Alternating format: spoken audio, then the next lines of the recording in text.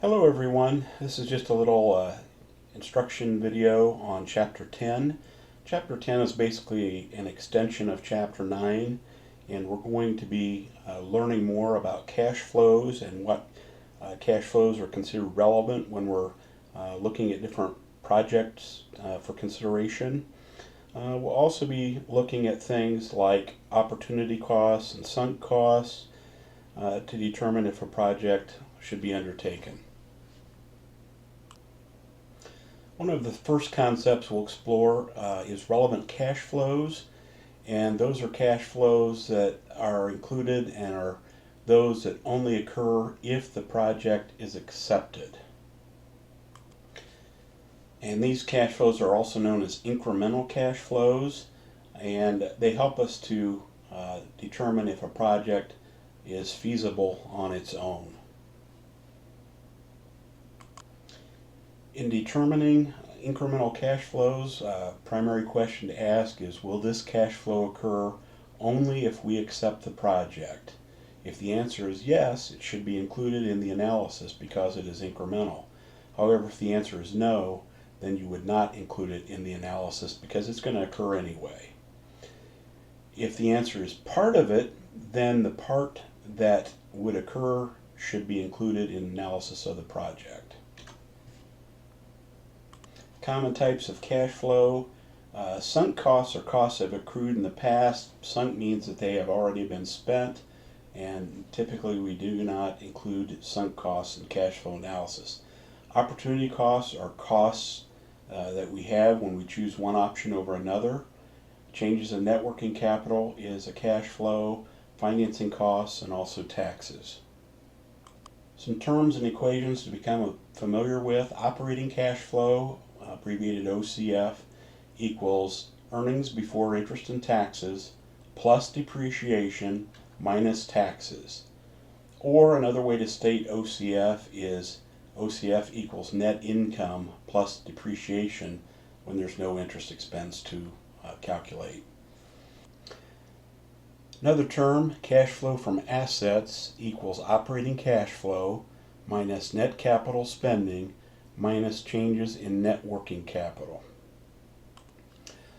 The term pro forma basically means with changes, so if you have a pro forma income statement or a pro forma balance sheet, that would basically be an income statement that includes the changes that would occur if the project would be put into place. One of your Chapter 10 assignment problems, number 3, with that problem you need to construct a basic income statement, and this slide is an example of an income statement, or table 10.1 at the top of page 310 of your book is also an example of an income statement where you start with sales minus your variable costs minus fixed costs minus depreciation gives us earnings before interest and taxes. Subtract the taxes, and then we get to net income. For Chapter 10, Problem 4, it requires you to compute operating cash flow for a company, and one of the first steps you're going to have to do is to complete an income statement, which again would be similar to what is on the top of page 310 or also page 311. And then once you have the components of the income statement, you would be able to compute operating cash flow using the definitional formulas that are in the text and are also here on the PowerPoint. In your textbook, pages 315 to 318 is a section on depreciation and makers, which is the modified accelerated cost recovery system.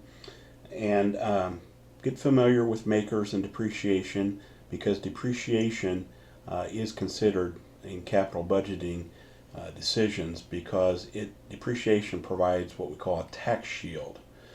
Because it's a non-cash expense, it's relevant because it affects taxes.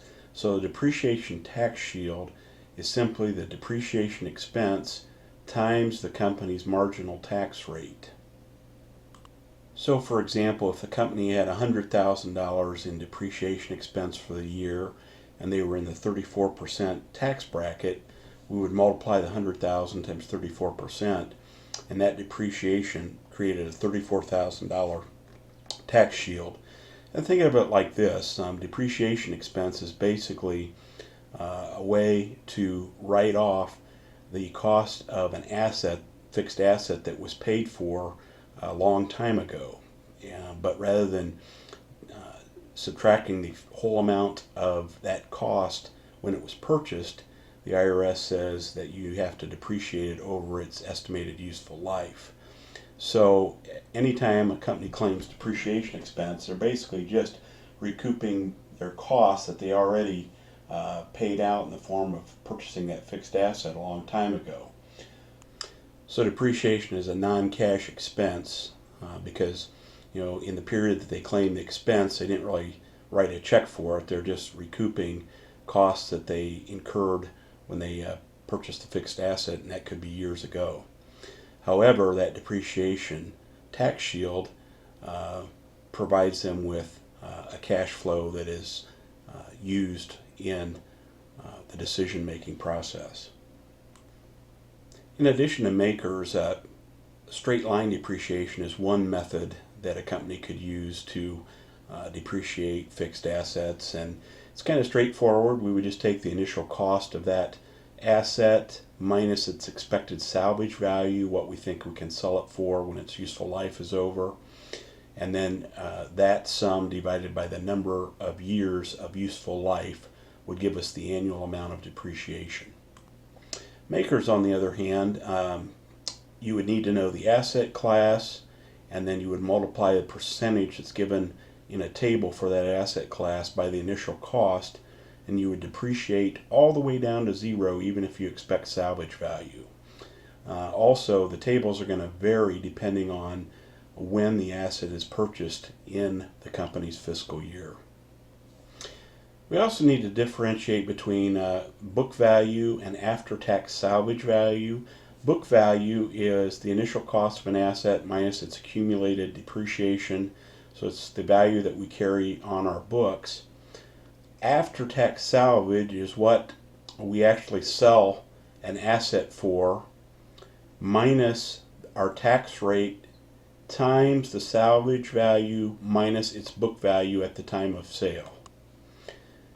What we sell it for is also known as market value, and if we take the market value minus the book value, if we sell it for more than what we have it on our books, we're going to recognize a gain. Conversely, if we sell it for less than what we have the asset booked shown on our books, then we'll incur a loss. In either case, we take the gain or loss times our company's marginal tax rate, and we would pay taxes on a gain. We would receive a tax benefit if we incur a loss. So after-tax salvage value is basically the market value minus any taxes paid, or if we incur a loss, the market value plus the tax benefit. So let's look at an example. Let's say our company purchases a piece of equipment for $100,000 and it costs $10,000 to have it delivered and installed. This is an important point. Delivery and installation costs would be included in your fixed asset value. So our book value at the time of installation would be $110,000. Based on information that we've received, we think we can sell the equipment for $17,000 when its useful life is done in 6 years. And we know that our company's marginal tax rate is 40%. So $110,000 is our initial cost. We plan to sell it for $17,000 when its useful life is over. If we use straight line method, we would take our original cost minus salvage value divided by the 6-year useful life. That gives us $15,500 per year for depreciation. So in 6 years, we would take $110,000 minus the depreciation that we've written off, and $17,000 would be the book value. To compute after-tax salvage, in this case, we sold it for the same amount as book value, so we basically didn't have a gain or a loss, so there's no tax effect. So the after-tax salvage value would be the $17,000. Let's take a look at the same piece of equipment using makers. If we used makers, the 3-year makers table, we would look up the percent and then multiply that times the whole 110,000. So year 1 our depreciation would be 36,663. Year 2 the makers factor actually goes up, so depreciation would actually increase. Year 3 it goes down, and then in year 4 we would recoup, or not recoup, we would write off the remainder of the 110 that was left.